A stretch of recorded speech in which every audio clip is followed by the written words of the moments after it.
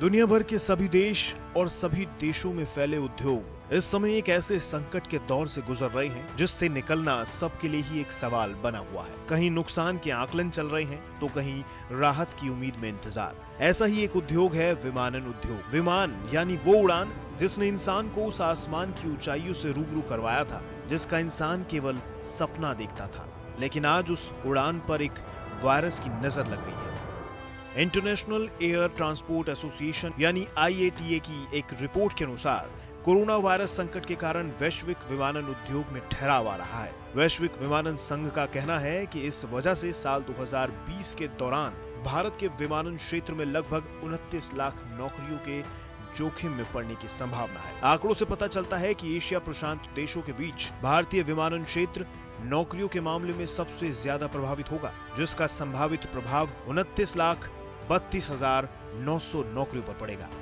Report में यह भी कहा गया है कि 2019 की तुलना में इस साल भारत में विमानन क्षेत्र का राजस्व लाखों डॉलर घट सकता है। इसके अलावा देश में यात्री मांग में 47% की गिरावट की संभावना है। एशिया पैसिफिक के IATA के उपाध्यक्ष की ओर से कहा गया है कि 2020 की दूसरी तिमाही में 61 अरब डॉलर की नकदी का नुकसान होने से क्षेत्र की एयरलाइंस को लिक्विडिटी संकट का सामना करना होगा।